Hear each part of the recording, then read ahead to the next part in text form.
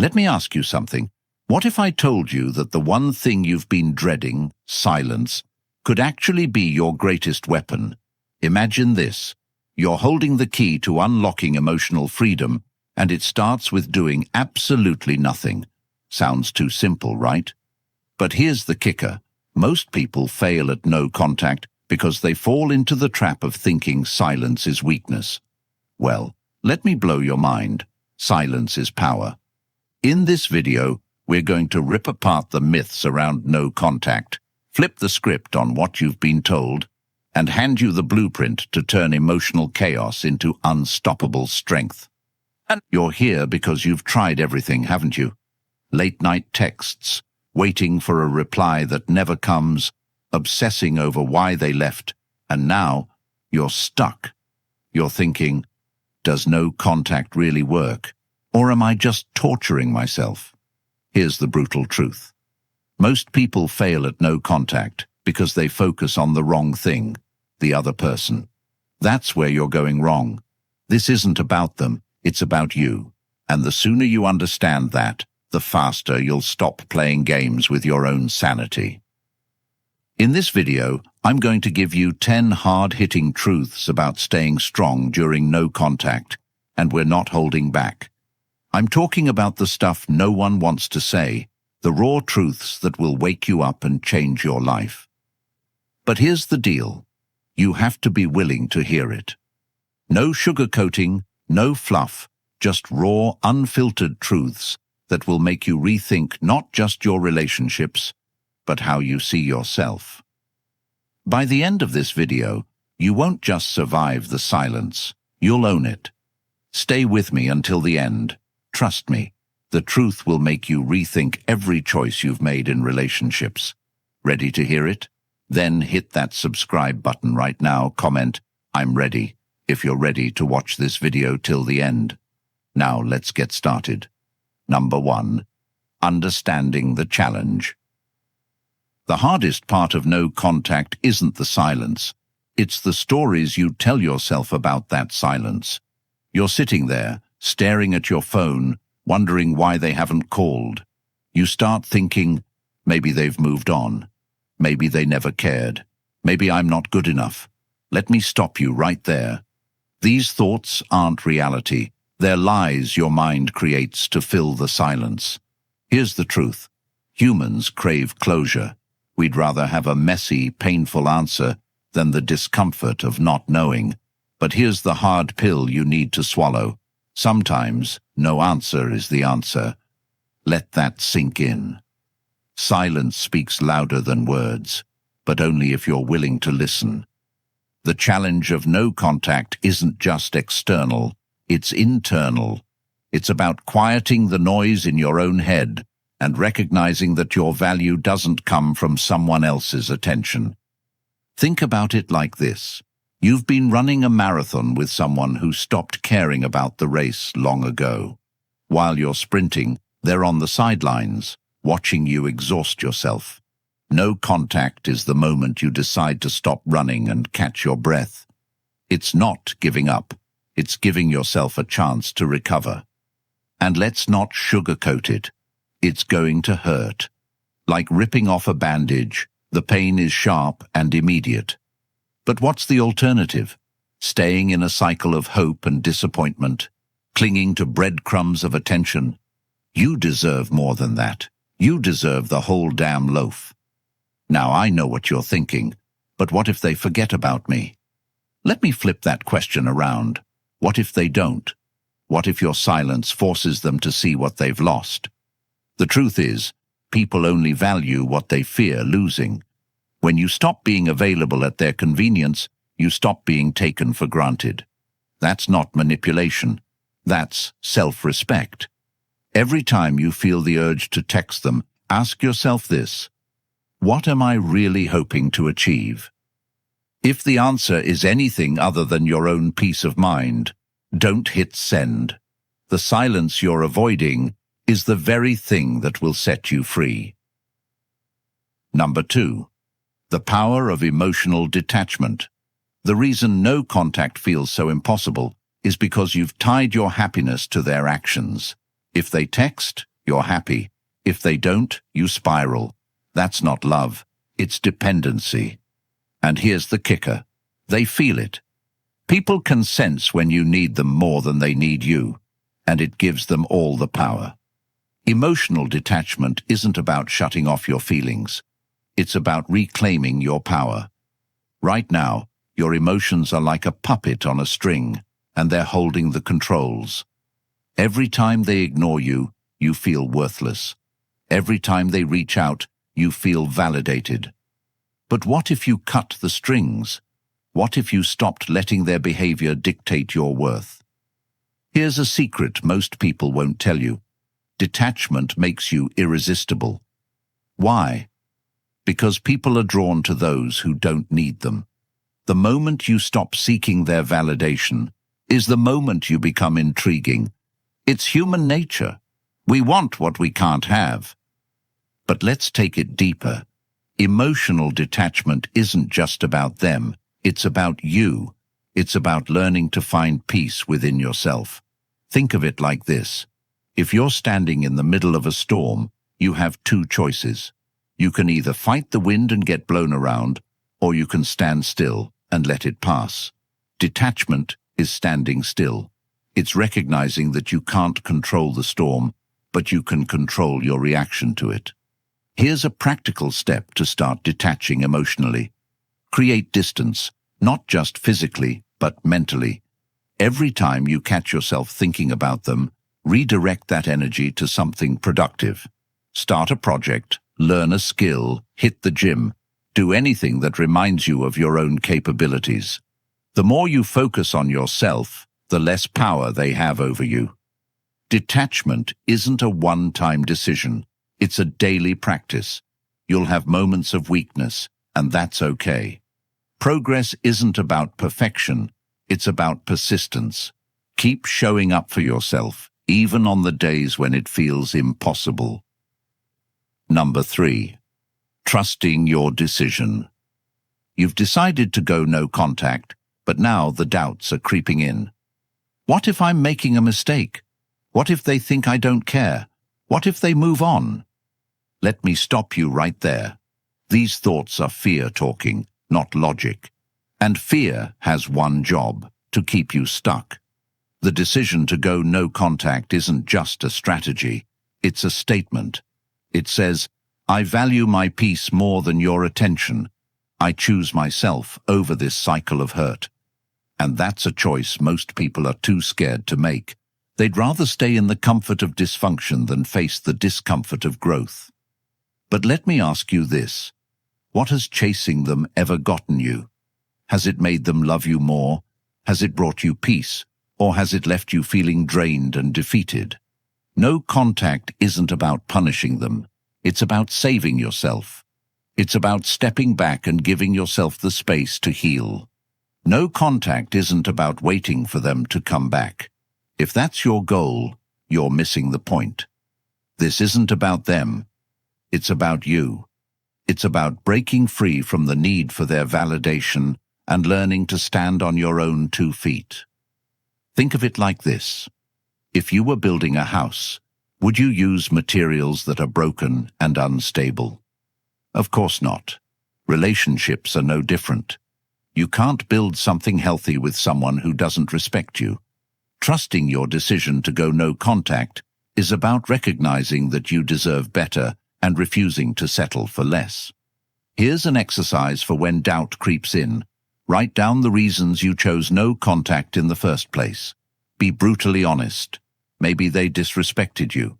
Maybe they didn't prioritize you. Whatever the reason, put it on paper. Then, whenever you feel tempted to break no contact, read that list. Let it remind you why you made this choice and why it's worth sticking to. And here's the truth most people won't tell you. No contact doesn't guarantee they'll come back. But it does guarantee one thing.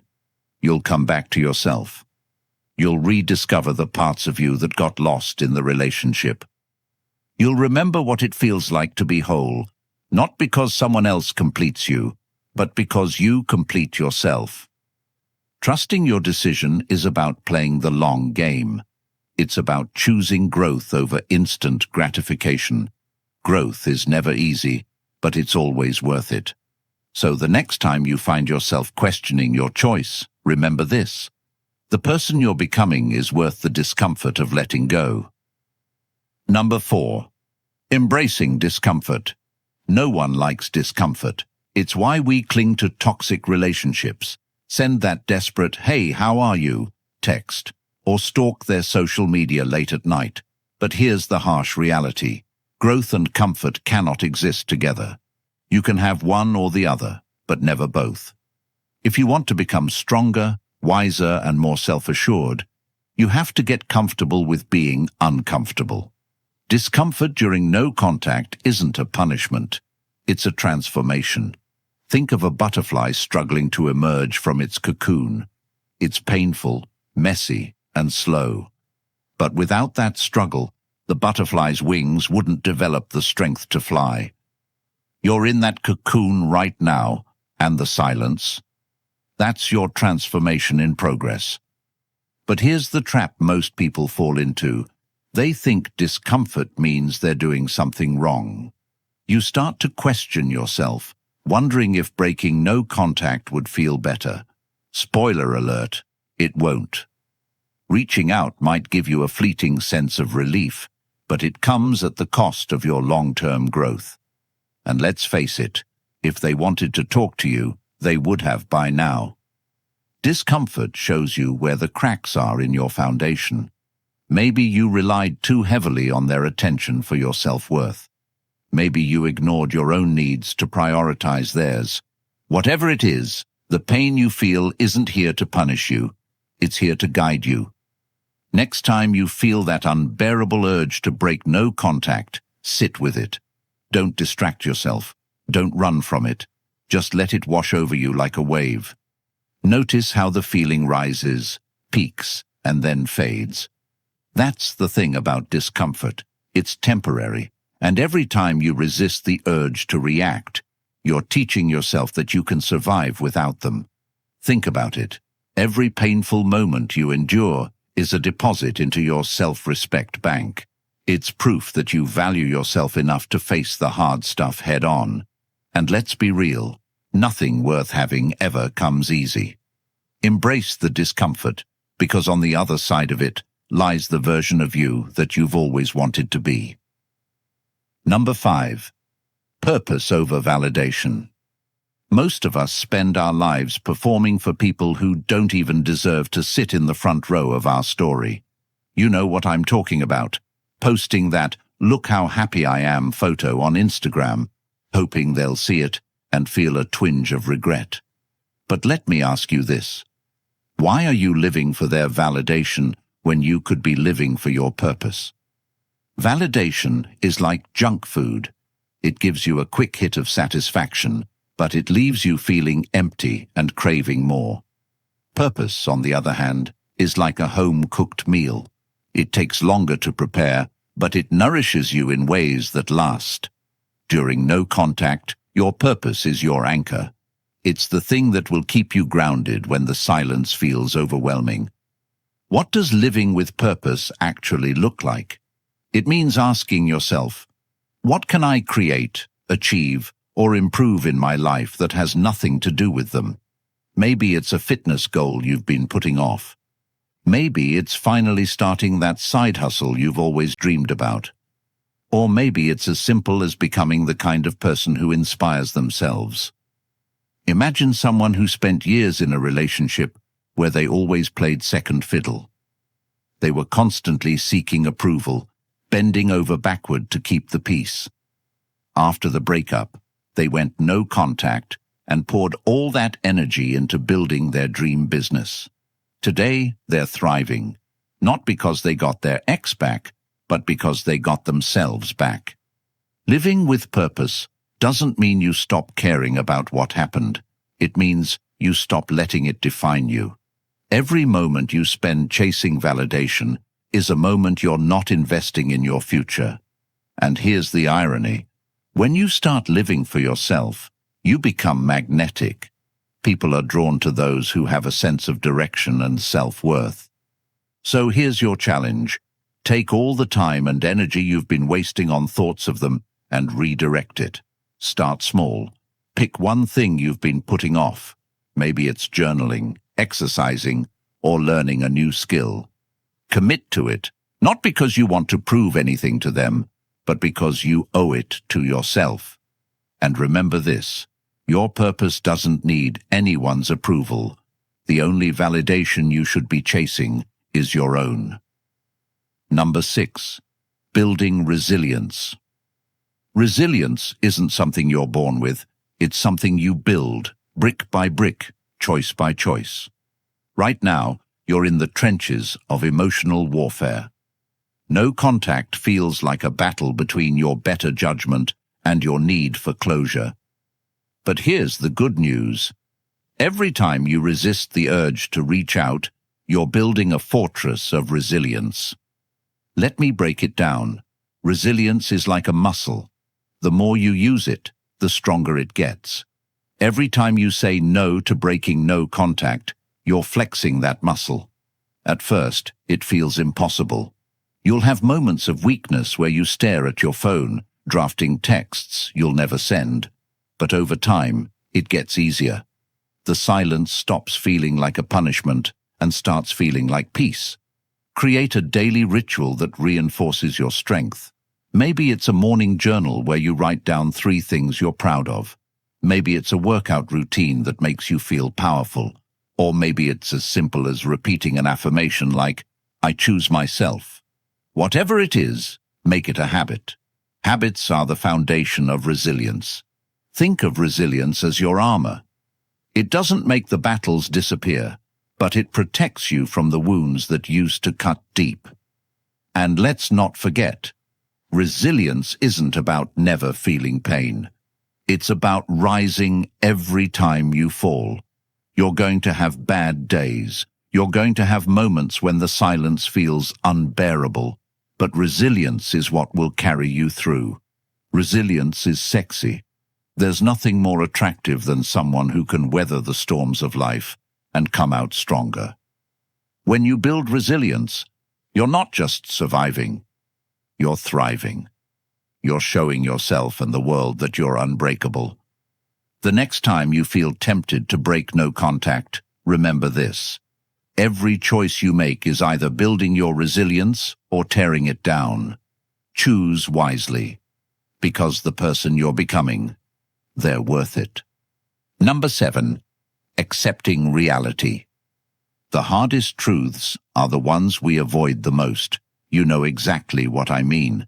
That gnawing feeling in your gut when you replay old conversations, wondering if you could have done something differently to save the relationship. It's a mental movie that never stops playing, and yet deep down, you know the truth. If the relationship was meant to work, it would have. No amount of overthinking will change that. Sometimes love isn't enough. Sometimes people aren't ready for the kind of connection you offered. And sometimes they simply don't value you the way you deserve to be valued. Let that sink in for a moment. It's not about blaming them or blaming yourself.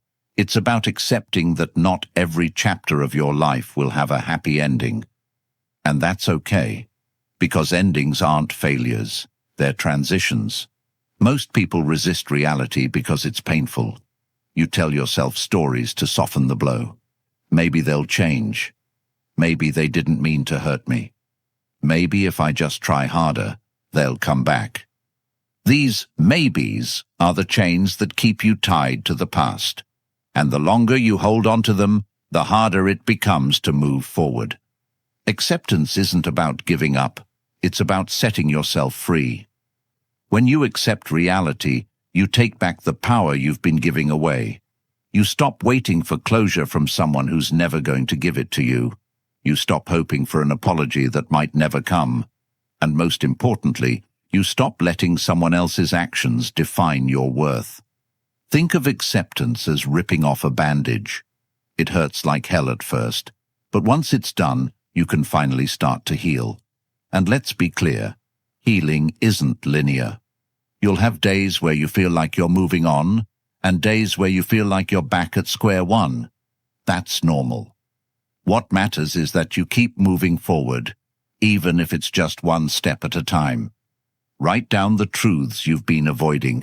Be brutally honest. Maybe the truth is that they didn't prioritize you.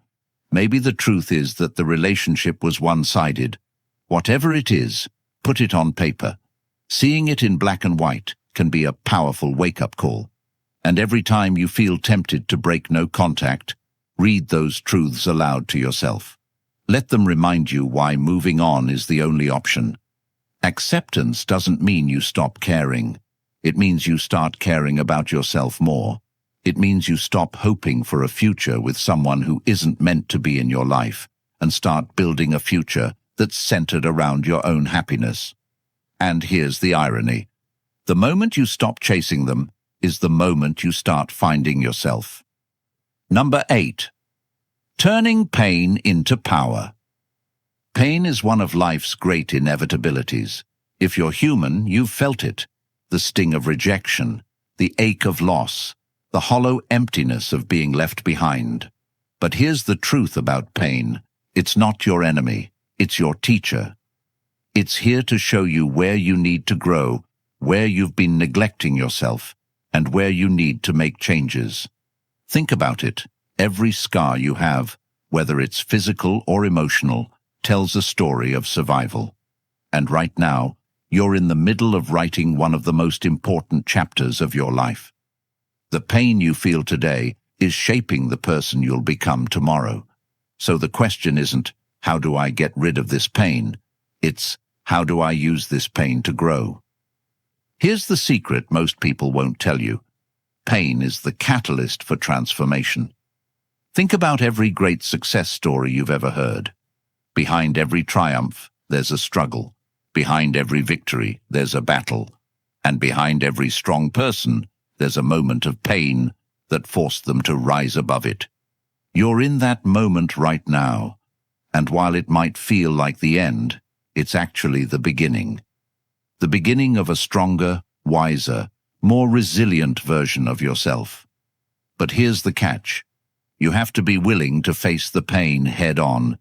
You can't numb it with distractions or run from it with quick fixes. You have to sit with it, learn from it, and let it guide you toward the person you're meant to become. Let me give you a practical way to turn your pain into power. Channel it into something productive. Start by asking yourself, what have I been neglecting in my life? Maybe it's your health, your career, or your personal goals. Whatever it is, use the energy of your pain to fuel your growth. Take that anger, sadness, or frustration and turn it into action. Sign up for a class, hit the gym, start a journal. Do something, anything, that reminds you of your own strength. Here's another secret. Pain has a way of revealing your true priorities. When you're in the thick of it, you start to see what really matters. You realize that the approval of one person isn't worth sacrificing your peace. You discover that your worth isn't tied to someone else's ability to see it. And you learn that the only person who can truly complete you is yourself. And let's talk about the ultimate transformation. Turning pain into purpose. This is where the magic happens. When you take your pain and use it to help others, it becomes more than just a burden. It becomes a gift. Maybe your experience inspires you to create something meaningful. Maybe it motivates you to support someone else who's going through a similar struggle. Whatever it is, turning your pain into purpose is one of the most powerful things you can do. Here's a challenge for you. Think about how your pain can make a positive impact. Maybe it's sharing your story to inspire others. Maybe it's volunteering your time to a cause you care about. Or maybe it's as simple as showing kindness to someone who needs it. Pain has a way of connecting us, and when you use it to uplift others, you're not just healing yourself, you're healing the world around you. Turning pain into power isn't about pretending everything's fine. It's about using your struggles as stepping stones to become the person you've always wanted to be. So the next time you feel overwhelmed by the weight of your emotions, remember this. Every great story begins with a challenge, and this is yours. Number 9.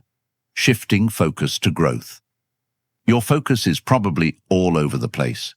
You wake up thinking about them, you go to bed thinking about them, and every moment in between is filled with questions. What are they doing? Are they thinking about me? Have they moved on? These thoughts don't just steal your peace, they trap you in a cycle of stagnation. Every moment you spend fixated on someone else is a moment you're not investing in yourself. Think about that for a second. You're pouring all your energy into a situation you can't control while neglecting the one thing you can, your own growth. That ends today. Shifting your focus isn't just about distracting yourself, it's about redirecting your energy towards something meaningful. It's about asking yourself, what can I build, learn, or achieve that has nothing to do with them? And let me tell you, the possibilities are endless. Imagine if all the time you've spent overthinking was instead spent on self-improvement.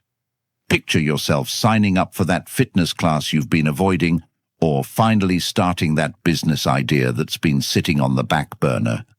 What if you turned your heartbreak into the fuel for your next big achievement? That's the power of shifting your focus. Make a list of 3 things you've always wanted to do, but kept putting off because of your relationship. Maybe it's traveling, picking up a new skill, or even something as simple as reading a book that inspires you. Commit to doing one of those things this week. Don't just think about it, take action. There was a man who, after a painful breakup, decided to pour all his energy into fitness. He started small, just a few minutes of exercise a day. But as weeks turned into months, he transformed not just his body, but his entire mindset. By focusing on his growth, he regained his confidence and discovered a strength he didn't know he had. And guess what? His ex eventually noticed, but by then he didn't care. He was too busy thriving. Shifting your focus isn't about forgetting them, it's about remembering yourself. It's about reclaiming the parts of you that got lost in the relationship and using this time to become the best version of yourself. And here's the irony. The more you focus on your own growth, the less power they have over you. Here's your challenge. Every time you catch yourself spiraling into thoughts about them, redirect that energy toward a personal goal. Think of it as a mental workout. The more you practice, the stronger your focus becomes. And before you know it, you'll realize that the person you've been obsessing over isn't the center of your world. You are. Number 10. Maintaining long-term peace. Here's the ultimate goal of no contact. Not just getting over someone, but building a life where your peace isn't dependent on anyone else. Because let's be real, what's the point of moving on if you're just going to let someone else disrupt your peace in the future? Long-term peace isn't something you stumble upon, it's something you create. Think of peace like a garden. It requires care, attention, and boundaries to thrive. And just like a garden, it's not a one-time effort. You can't plant seeds and walk away expecting flowers to bloom forever. You have to nurture it. You have to protect it from weeds, pests, and storms. And in the context of your life, those weeds are the people and situations that threaten your mental and emotional well-being. Let me ask you this. What boundaries have you set to protect your peace? If the answer is none, then it's time to change that. Long-term peace begins with learning to say no to toxic people, to unnecessary drama, and to anything that doesn't align with the life you want to build. Identify one area of your life where your peace is being compromised. Maybe it's a friend who constantly drains your energy, or a habit that keeps you stuck in the past. Whatever it is, take action to remove or address it. Your peace is non-negotiable, and anything that threatens it doesn't deserve a place in your life. But let's take it deeper. Long-term peace isn't just about avoiding negativity. It's about cultivating positivity. It's about filling your life with people, activities, and goals that uplift you. Think about the moments in your life when you've felt truly at peace. What were you doing? Who were you with? Use those moments as a blueprint to create more of the same. And here's the part most people overlook. Peace isn't the absence of challenges. It's the presence of resilience. Life will never be completely free of stress or difficulties, but when you've built a foundation of peace, those challenges lose their power to derail you. Instead of reacting, you respond. Instead of falling apart, you adapt. That's what long-term peace looks like.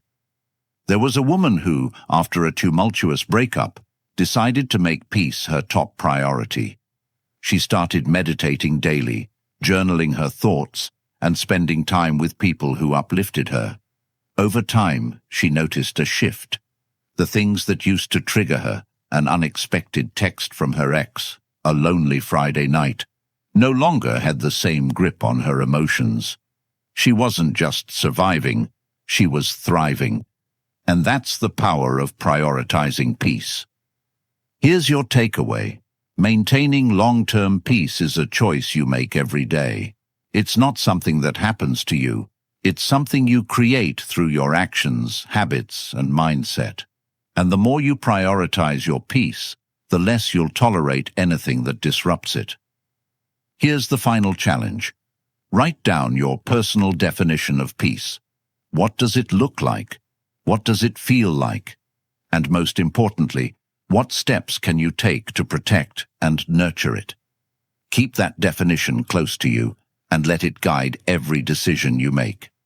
You've made it to the end of this journey, and that says something about you. It says you're not someone who's willing to stay stuck, who's okay with settling for less, or who's going to let anyone else dictate their happiness. Right now, you're standing at a crossroads. One path keeps you clinging to the past, chained to the pain, and stuck in the cycle of overthinking. The other path, that's the one where you rise. That's the one where you say, enough, I deserve better. Every piece of advice we've shared today isn't just about surviving no contact. It's about transforming it into the greatest act of self-love you've ever experienced. Silence isn't your enemy, it's your teacher. Every moment of discomfort is a step toward becoming the version of you who doesn't just endure life, but thrives in it. Let this be your reminder. You don't need anyone else's approval to feel worthy. You are enough, just as you are. You are stronger than the pain, wiser than the doubts, and braver than you give yourself credit for. The journey ahead won't always be easy, but it will be worth it. And the best part, the person waiting for you at the other side of this silence, the healed, confident, unshakable you, is someone you're going to love more than you've ever loved anyone else. If this video resonated with you, take a moment to support this channel by hitting the subscribe button. It's not just about numbers. It's about making sure more people who are struggling just like you can find this message and begin their journey to healing. When you subscribe, you're helping to spread a message of growth, resilience, and empowerment to those who need it most. And before you go, drop a comment below saying, I choose myself. Let that be your declaration, your commitment to put your peace and growth above all else. Remember, you're not alone in this. This community is here to support you every step of the way. Together, we're building something bigger than no contact. We're building lives filled with strength, purpose, and unstoppable self-worth.